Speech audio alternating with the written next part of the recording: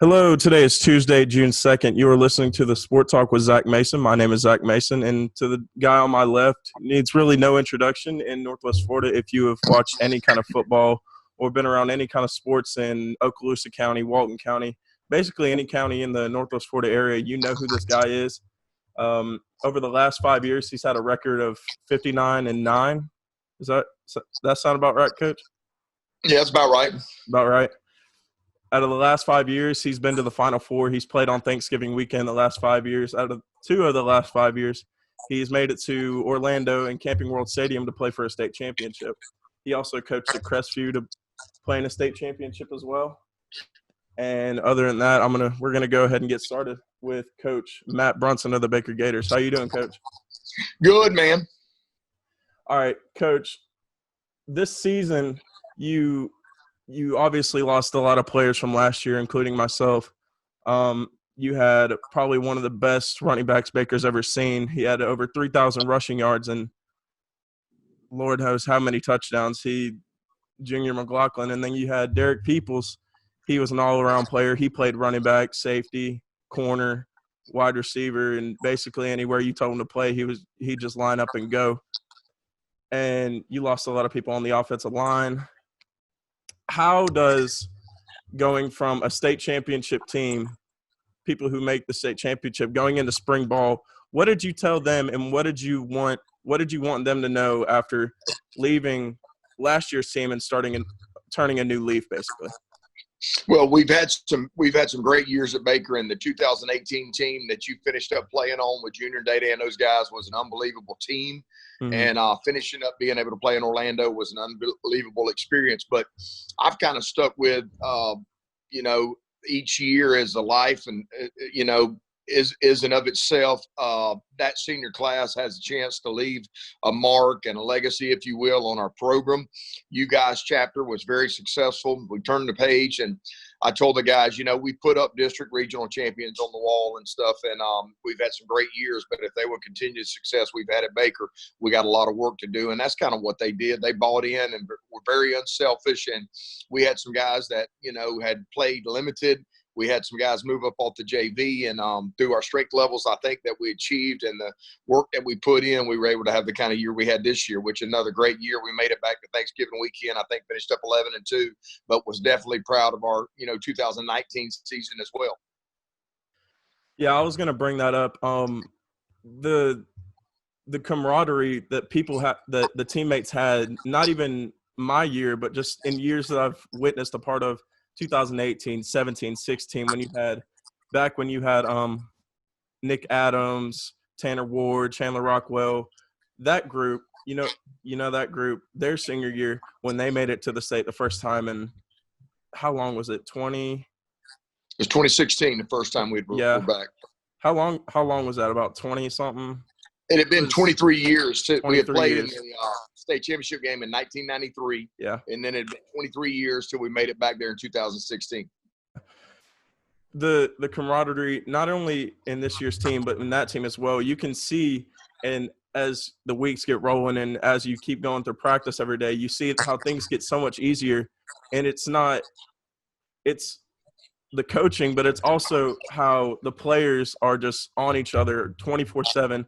How they're wanting everybody to get better 24/7. I remember my senior year, Sean McLeod, every single day when we'd run buggies, he'd always want to run extra because he wanted to be better. And you could tell on the field, whenever he lined up at nose guard, he weighed 180 pounds soaking wet. But, he played like he was 260, and he had all the heart in the world.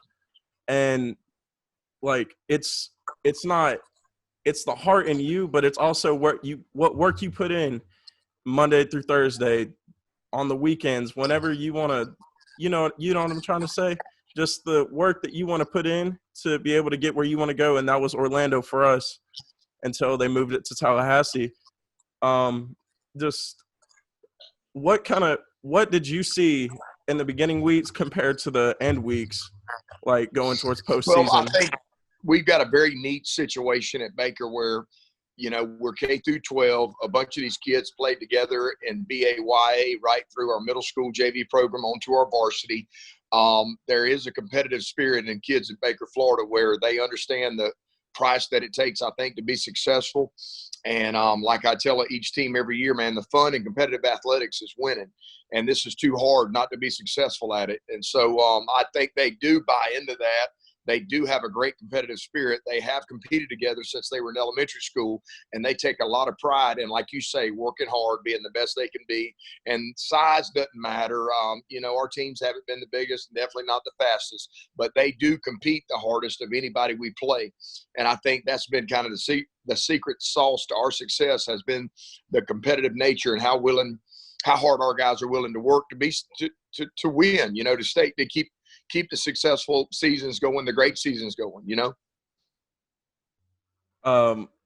Like you were talking about success, like I brought up in the beginning, a record of 59-9 over the last 5 years. Whenever you got the Final Four streak rolling, what were you thinking back in 2015 whenever you made your first, I wouldn't say first Final Four in a long time, but starting that streak compared to the rest of the other years, how did you see a change in between not only your coaching style but your other coaches' coaching style? What kind of changes did you try to make going through the years of just continued Final Fours playing on Thanksgiving weekend? I played there in the 80s, and then in the 90s when I got back from Troy, we actually won the state championship in 93, got beat in the semis the next 2 years by Union County before I went to Vernon. And I felt like coming back to Baker, if I could get those kids to work as hard as the kids that I felt like I played with in the 80s, I coached in the 90s, then we could replicate that success. And I think it took a couple years, 11 and 12, we got beat by some very good Northview teams. Freeport, when Jim Anderson was there, had a very good squad. Bonifay had a good team one of those years. But in 2013, when we beat Northview to win our first district championship in about 12 years, I think the success of that year, we made it to the first round, and then the second, the third, and then we got going in the Final Four and taking the pride of playing on Thanksgiving, which is tough to win our region. I think it all just snowballed. And again, the kids coming up through the program, I've seen the kids before them, how hard they've worked, the success they've enjoyed. And I think each year it falls on the next group's shoulders, and they've been, vested the work. And definitely it's been a special run. Now, when, you talk about 59 games in 5 years and all, that's incredible. And we just try to win one game at a time, be the best we can be. And again, the success we've had is just a tribute to how hard the kids have worked and the strength levels that they've achieved during the off season. And I think, like I said again, how hard they worked and how competitive they are. Winning's important in Baker, Florida, in football right now, and it's a very special thing to be a part of. Yeah, success. Whenever I got to Baker in 7th grade, my dad told me, "Hey, you're going to play with Coach Brunson. You got to go over there and be around Baker football."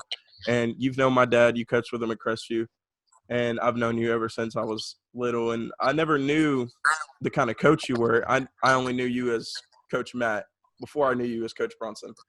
And whenever I got there in middle school, when I was 13 years old, the first thing was weight room. And weight room.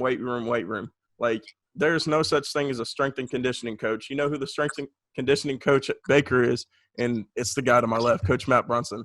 And that's all he ever wants to do is weight room. So why do you put so much emphasis on the weight room with all the racks, the dumbbells, barbells? You know what I mean? Just everything in the weight room. Why is that so special to you?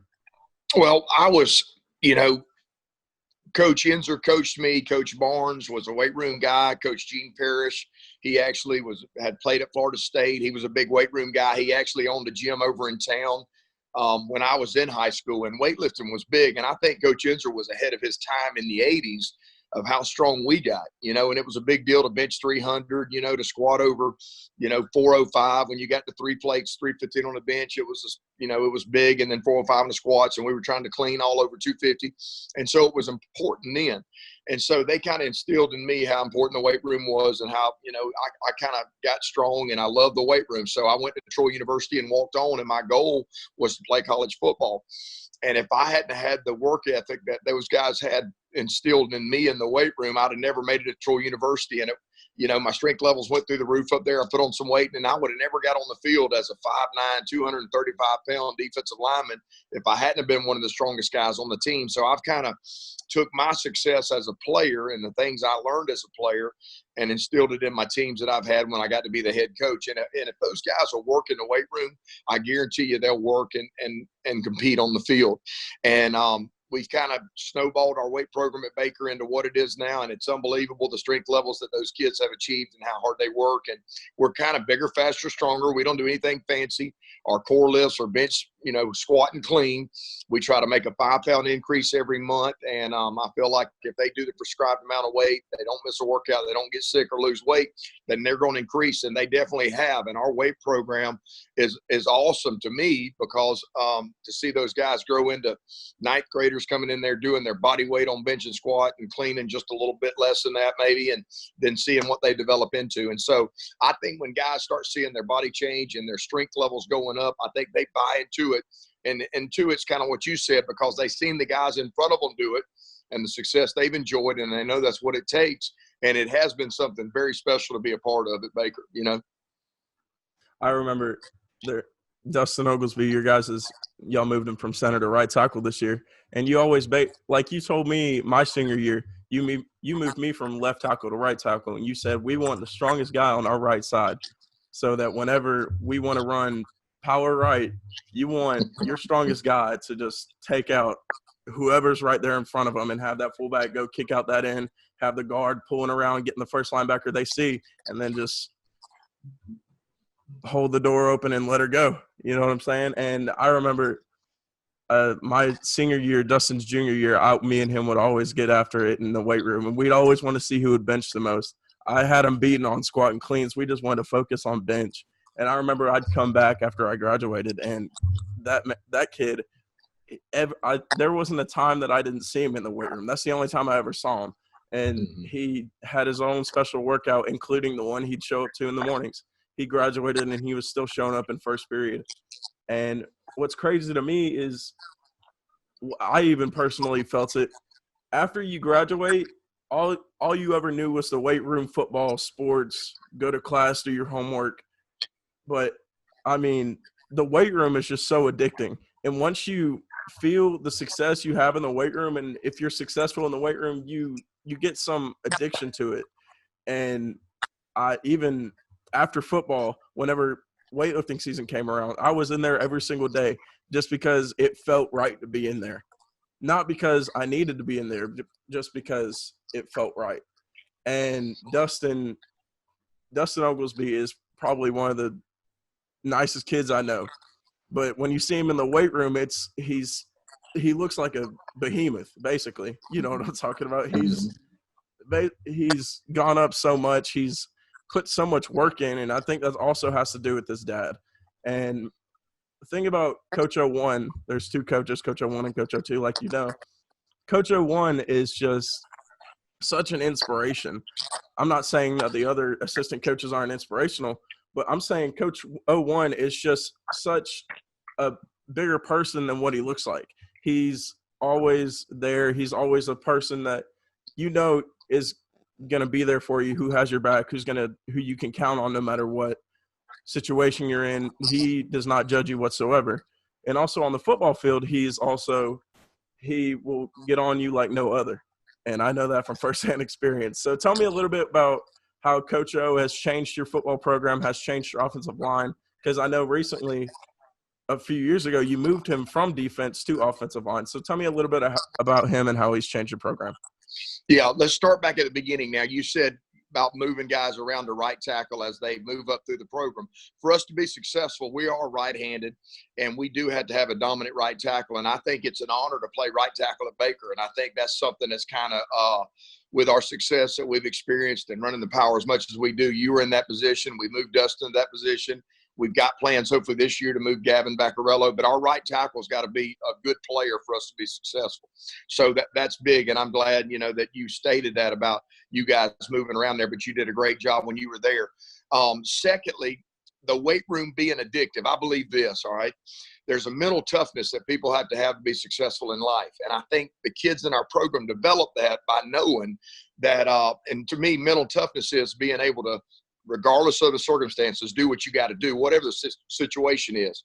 And our guys know that Monday, Tuesday, Thursday, what we're going to do, how we're going to do it, how we're going to, be ready to warm up at 7:40, how we're going to perform the squat. Everything is kind of lined up. And regardless of how you feel, what you've done, there's a mental toughness that's built in that room that I think you can't get anywhere else. And like you said, it is addictive because kids that are high achievers want discipline, and that mental toughness, that discipline, and they all end up, getting better out of that room. So all that works together and is a big part of our success. All right. Coach 01 does a great job. He did a great job when he was on defense. And Coach Weems came with me to Baker when I first came and had been coaching offensive line my years at Crestview and at Baker as well. Coach Weems coached 01 when they were at Woodham. So 01 loved Coach Weems, and as he got older, his career was winding down, and I knew we had to have a great guy working with the offensive line again for us to be successful, and Coach 01 was that guy. And the offensive line, and listen, if we're not successful up there, we're not going to be successful anywhere. But he was the right guy to move there at the right time, and he's got a great rapport with kids. He's got a great heart, and his goal is for you guys to be the best you can be. And so you've had one of the best offensive line coaches, I feel like, and he's definitely been a big factor in our success. Yeah, I remember whenever we were going, me and you went to South Alabama football practice last year, and we were watching the offensive line, and we watched him do double teams, and we were just sitting there, and we couldn't put our finger on it, but we were like, that doesn't look right. And you finally figured it out, that they're not hips together, drive, same feet movement, arm inside. They're just both on them, basically on instead of on off. You know what I'm saying? Mm-hmm. And I mean, just what he's taught us, what Coach Weems taught him that transferred over to us, and what you also taught us as offensive line is basically in a Coach Brunson offense, in a Baker Gator football offense, you either have a set and you play, or you don't. You sit over there with the rest of them. And I mean, just what y'all put on our heads was we had to be mean. And like, whenever we stepped inside that gate at Baker High School, whenever you stepped inside that gate to the practice field, you better have came with an attitude, or you weren't playing on Friday. And either you didn't come with an attitude, or you would have specifically told us, we'll find somebody else. And those are your exact words. And those are a lot of coaches' exact words. So you brought up about offensive line, about how you need to have a successful offensive line. Why do you put so much emphasis on the offensive line specifically rather than receivers, quarterbacks, running backs? You basically tell a running back to just find a hole and go. So why do you want the offensive line to be so successful? Well, I think regardless of size, regardless of speed, something you can take pride in year-round is being strong. All right. And once you get strong and we start talking about board drills and the first few days of having pads, we talk about pad level punch, feet after contact, and the offensive line play is we're either going to be good up front or we're not going to be good at all. And I still think you got to run to win offensively, and you got to be able to stop the run defensively. And we've faced some pretty good passing attacks, and we've had, we've defended them well enough and kept the ball away from them. And that's kind of been our recipe for success. We've thrown the ball when we were able, but kind of the makeup of our school makes us, I think our strength is in getting strong, being physical, having a mindset, mental toughness, and coming off the ball, and having guys up front to buy into that's been very big. And so I think the offensive line has been a big part of the success we've enjoyed. It's been unbelievable. But, I mean, to have those guys up front to be unselfish and to put in the work they put in to do the things that they do has paved the way for us to be successful. Yeah. The whole team was built to basically help the run. Nobody was built for speed. Nobody didn't focus on speed. They didn't try to do speed drills. Everybody just wanted to get stronger so they could block down, block out, go out wide, and block that corner so we could get around the edge and go take it for 6. And I think another I think the whole purpose of Baker football was to help the run and stop the run. We weren't, like I said, we weren't built for speed. So if somebody got by us, they were going to have a good fight before they got by us, whether if the ref saw it or not. And you just had a bunch of hard-nosed hitters that just wanted to go down and go make contact and get to the football. And that's what I think everybody that, like all of the teams in the past were so successful, because everybody else we played, they just wanted to look fancy. They just wanted to look good for coaches. They just wanted to look good for their scouting reports that they're going to have to play next week. And all the college coaches that come down, they just want to look good for them. But nobody actually wanted to play for the team. And I remember there would be teams that we would play that just after every time we scored, they just go off on each other instead of looking at themselves and being like, what did I do wrong? And every time, if we ever got scored on, we just looked at each other like, hey, it's all right. We're still up 40. So it's no big deal. You know what I mean? So I think that what you put in our heads is, who cares about playing college football right now? You're trying to play high school football. And what I noticed is that college coaches aren't going to look at you if you got a 1-8 record. College coaches aren't going to look at you if they see you on film. Whenever they go score a touchdown, you're just going to walk to the sideline. And you could see it on film a lot of the times that whenever somebody went to go score a touchdown, you saw the whole offensive line there most of the time, and you saw the receivers there, everybody patting each other on the back. Hey, good play, good block, good read. And I think that you and the other coaches have put in our head that just team camaraderie is the main thing before the win. Because if you don't have team camaraderie, the practice, the work, then all the work that you put in during the week would be nothing without a team. You get what I'm trying to say? Yeah, definitely. You know, I just think, man, it's hot June and July and August in Florida. September, the game is hard to be successful. There's a high price to be paid to enjoy the success that we have. And why not do it with your buddies that you spent, so much time with, and take pride in being a great high school player. A lot of our guys don't have the measurables that a lot of the coaches are coming in, whether it be size or weight or, height, weight, 40, all those things. If a guy has the capability to play college football, I guarantee you, in the measurables that college coaches are looking at, when they come by Baker, they do recognize that our kids work hard, they love football, and they would love to have our guys. Now, I do believe this.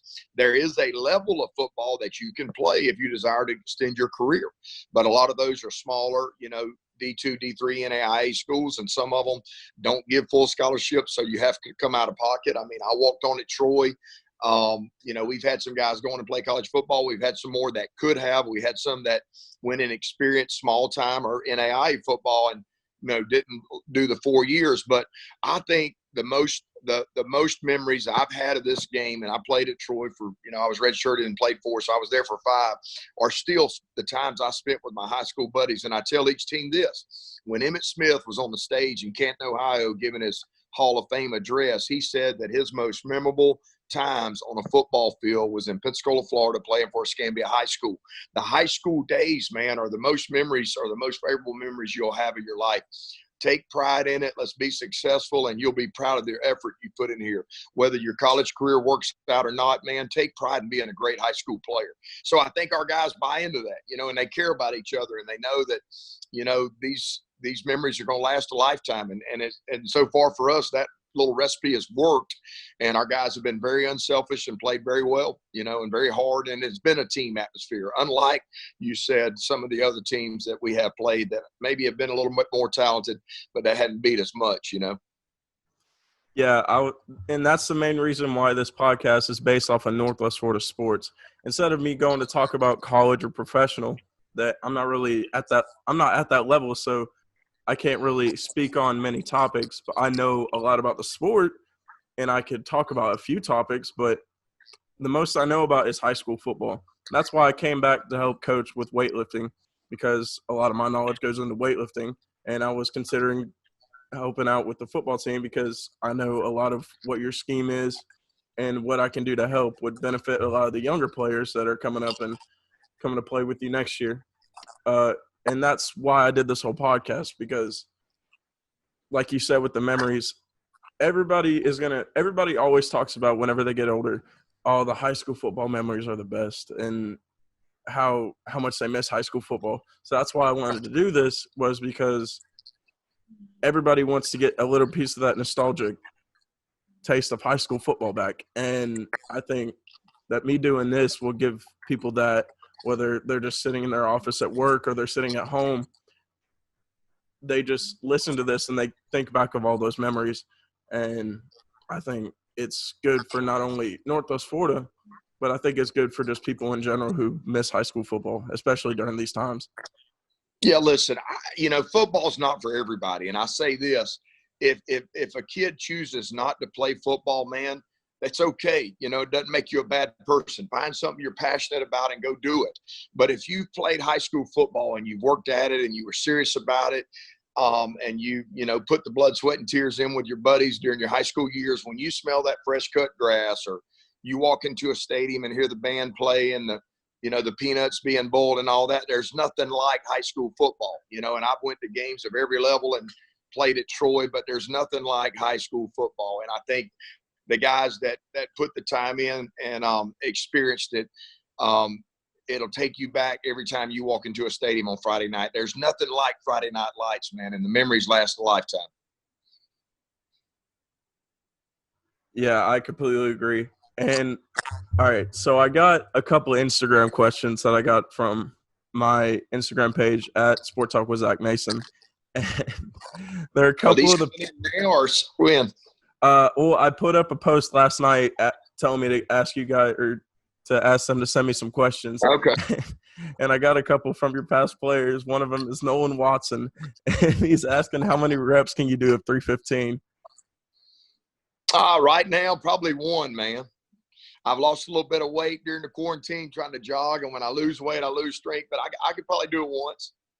Do it once, yeah. I remember on your 50th birthday, you said you wanted to do 315 as your bench, and I remember my goal on my 50th birthday was to weigh in under 190 and to bench 315. So I'm 189 and 315. I was proud, man, and that's where I'd like to stay. I feel great at that weight, but now as I get older, as you'll see soon, that it's harder to keep off, man.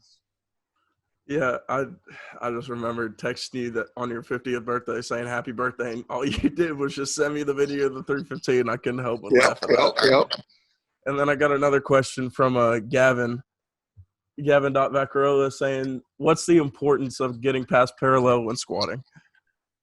Develop your hamstrings. When your hamstrings are strong, you're a more explosive athlete. You can jump higher and run faster. And if you're not getting to parallel, you're just working your quads. You got to get past parallel to develop your hamstrings. Just like when we lunge, you got to get past parallel. Yeah, and okay, back on the weightlifting or weight room topic. There's one guy that you know better than anybody on that team, and your team's in the past ever since he was born, and that's your son Joe. And he's really stepped into a role of not only a defensive role, but whenever he graduated, he really stepped into that role and he took a beating. And I mean took a beating every single play, not only on the offensive side, but I mean the defensive side too, because he was a hard-nosed player. And I just want you to talk about a little bit on what kind of work he put in. I've seen it personally, but I just want you to go in depth because you've seen it more than anybody because you're there with him every single day. So I just want you to go into a little bit about that. Yeah, I think he's got a great work ethic, and I don't know. I try not to stand over him and be critical of everything. Although at school I'm his coach, but I'm very proud of the work he's put in. The strength levels he's gained, and now he's trying to gain weight and he's getting a little bit stronger. And I hope he has a great senior year. He had a great junior year, but you don't know how a kid's going to do until they actually get in that position. And, as long as we had Junior and Day-Day and those guys, everybody else was kind of playing a role because Junior could definitely tote it, and barring injury, we felt like we were in good shape. And then when those guys were gone, when the 18 group graduated, we had to have some guys step up. And Joe definitely did that in a big way last year by, running physical, not turning the ball over, not getting injured, and being able to play a little bit both ways. I've had some guys that have played both ways, maybe not had as many touches as Joe had, and definitely not the yards. But he had a great junior season. He's put in a ton of work. His strength levels now are very good, and I'm excited, we get this pandemic out of the way to see what he's going to do his senior year, and I just pray he stays healthy. But it's been a lot of fun to be a part of watching him come up, through Little League, middle school, JV, and now, kind of showing out a little bit on the varsity team. But it makes you proud for your son to have worked that hard and be enjoying the success that he is. Yeah, I remember his sophomore year, my senior year, whenever you decided to move him up, and everybody kind of looked. He was like, well, he's not very big. And I was like, well, I've seen Joe play, and Joe probably plays better than half of the linebackers we got. And I've seen him improve every single year. And one little thing that I noticed from his sophomore year to his junior year was whenever he carried the ball his sophomore year, he was very not like running like this, but he just didn't have a very good grip on the football his sophomore year. And when his junior year came around, when he realized he was going to get a lot more touches, he just was always worried about fumbling the ball from his sophomore year. So I hardly ever saw him fumble if he did.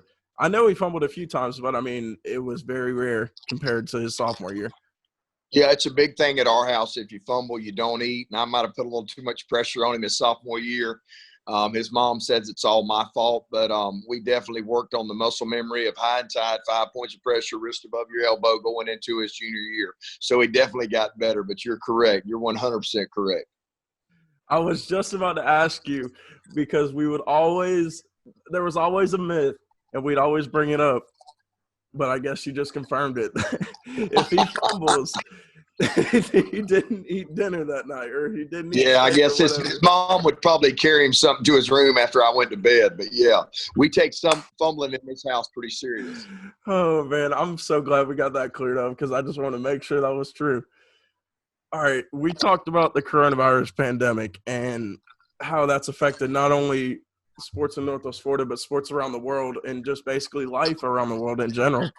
How has sports, because obviously we didn't have spring football this year, how did the coronavirus pandemic come into and just wave through Northwest Florida? How did that affect your guys' spring training? Have you talked to any of your players trying to give them a workout or anything like that? Yeah, definitely. We were going into spring break, and I think March the 12th is when our spring break, 13th right there is when spring break started. And so, we just thought we were coming back in a week. Some of the kids were working out during weight room hours during spring break, and about Thursday or Friday, about March the 20th, I think, was when the Utah Jazz players came up positive and everything started shutting down. And we were supposed to go play a baseball game, I think, during spring break, and they canceled that. And so, listen, this world that we've been in since everything started shutting down has been, uncharted waters, if you will. And so we didn't know how long it was going to last. We knew that we couldn't use the weight room at the school. So I got all the kids on remind. I tried to send out the workouts just like as if we were in, 3x3, 5x5, 10x6, 5-3-1. A lot of the guys have weights that they have access to, and they've sent me videos. I think our guys have done a great job because they understand how important it is to stay strong. And I'm looking forward to getting them back. Now, we're not going to max right when we get back, but we'll start another cycle and start with 3x3. But, I think our guys understand how important weightlifting is. And if they've got access to weights, they're doing it. The scheme that we run is not hard. So we would have loved to have had spring to get some reps. But at the same time, I think we'll be okay because we're kind of on level playing field with everybody else not being able to do anything either. But since I was in the 7th or 8th grade, this is the first spring that I hadn't been either playing or coaching football. So it has been definitely different times. Yeah. I was just about to ask you, have you heard anything about when you guys can come back? Because I saw you retweeted on your Twitter the other day about the Oklahoma coming back with no repercussions or anything like that. I didn't know if that was true or not. Yeah, I've tweeted a few tweets about other states being able to do things. Now, our district, we're meeting again Hopefully we're going to be able to do some limited, I guess maybe, I don't know what the secret number is, 10, 12, whatever, in the weight room at a time starting June the 8th. And, practice whatever the CDC and Federation guidelines are to be safe. But hopefully we'll be able to do something. If we can get, back in June, I think we'll be in good shape. I think the weight room is important. I think conditioning is important, getting used to this heat. So when we go into our end of July, 1st August camp, then we'll be ready to go. And I saw just where the governor had in the paper this morning that he, thinks we'll have a full high school football season, which I'm hopefully definitely praying for. I think it's important to our communities and our school and, our senior class. I don't want them to miss out like those guys missed out in their spring sports. But definitely we want football back, and we want to be able to go back in there and get ready for it. And I don't think the pandemic or the coronavirus, if you will, has affected a lot of people that we know right here in Baker. So I think our people here have done a good job of staying at home when they were supposed to and doing everything they're supposed to do. So I think, we can go back and our kids not be affected. At least that's what I pray for. But hopefully June the 8th, it'll be back to us being able to get in there with some normalcy, which will be a good thing. Yeah, everybody's pretty optimistic towards the coronavirus and hoping we can basically get back to some sort of normalcy here soon in the next couple months. But I mean, it's crazy how you would think back in December, January, whenever we were just thinking about it and not considering it as a joke, but like, oh, we've seen worse. We've seen the flu, and everybody kept making these flu statistics. And now it's turned into this big thing to where you can't even go to the store without somebody looking at you funny and trying to get away from you. And it's just mind blowing to me. Yes, definitely different times. And, they talk about the new normal. I just want to get back to the normal.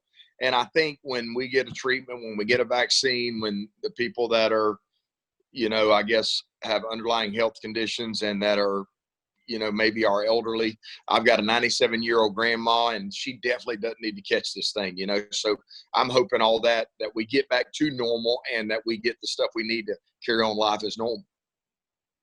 All right, Coach. Well, I think that's about everything that we need to get out. And I just appreciate you coming on. And I was just going to see if there's anything you wanted to say to anybody just to have out there advertisement-wise. No, I've been doing this 28 years, man, and I've got great memories of every single season. It's awesome to be here because I was here as an assistant for 5 years. I was the head coach at Baker, now going into my 10th season, 10 years at Crestview. So I get to go to Walmart or wherever I am and see ex-players, and, man, I have a lot of fun. And I just appreciate all the efforts of all the kids that have played through the programs I've been in charge of through the years, and it's been a blast.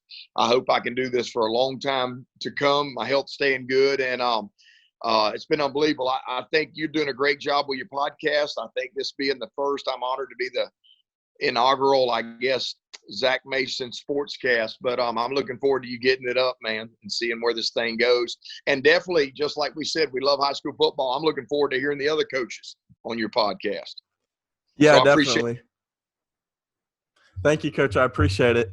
Well, other than that, I think that's all we got. And I just wanted to say thank you for coming on to being, like you said, the first inaugural guest on my podcast. And if anybody wants to even go watch a Baker football game, I'm sure you'll have an amazing time, because I promise you, if you like football and if you like hard-hitting, hard-nosed football, you want to go to a Baker football game. I can promise you that.